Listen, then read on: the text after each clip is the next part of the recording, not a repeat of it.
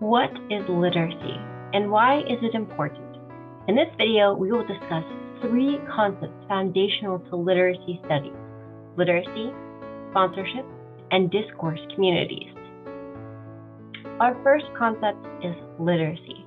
While we often distill it down to reading and writing, literacy is a much broader and complex concept. Scholars have defined literacy in a number of ways, each emphasizing different qualities and purposes. For example, scholars have defined literacy as the ability to read, write, and speak, engaging language to learn and communicate, a social practice, and even a navigational technology. While the common understanding of literacy is that it is limited to book-based learning within strict educational contexts, like in schools and libraries, literacy can take many forms. Common types or subsets of literacy include financial literacy, information, musical, medical, and even digital literacy.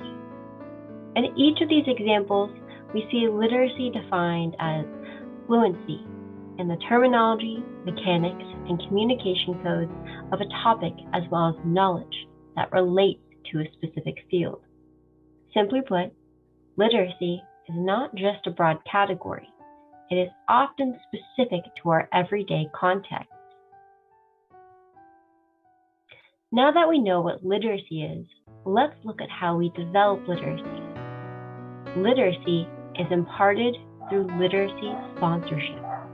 Like Deborah Brandt writes, sponsors are the delivery system for the economy of literacy.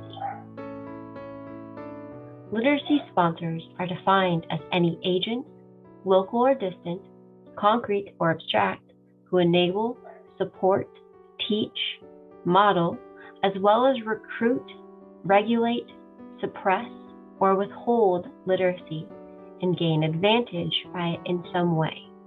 More simply put, literacy sponsors are the people, places, things, and networks that support, control, or limit our literacy development.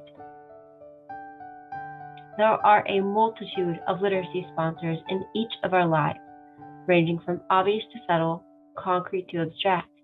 This mind map can help us break down sponsorship by category. Consider the who, what, and where that enable or inhibit literacy in your own life, not just for the major types of literacy, but the small stuff too, like knowing how to navigate public transit, ask for a specific haircut, or fill out a voting ballot. When trying to identify literacy sponsors in your own life, you can ask the following questions. What knowledge do I have? Where did I learn this? And who or what helped me gain this knowledge? Another way that literacy is formed is through discourse communities. A discourse community is a social group that communicates at least in part via text and shares common goals, values, and writing standards, a specialized vocabulary, and specialized genres. Essentially, discourse communities are a group of people who talk and write in similar ways for common purposes. Discourse communities are embedded in social relations, meaning that people who share the set of discourses also share a set of basic values and assumptions.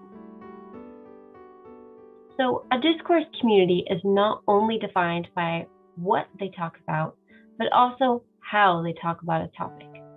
The image on the screen diagrams different discourse communities around the topic of obesity. The point this image makes is that educators versus food producers versus journalists will all talk about this topic differently. What defines each discourse community is the set of language practices, values, and protocols for discussing the topic, rather than just the topic itself. Discourse communities can also be identified by the larger categories that they belong to, such as professional groups bound by a common job, societal groups bound by common expressed values, civic groups bound by common action, and cultural groups bound by common interests. When trying to identify discourse communities in your own life, you can ask yourself questions like, who is talking about the topic at hand?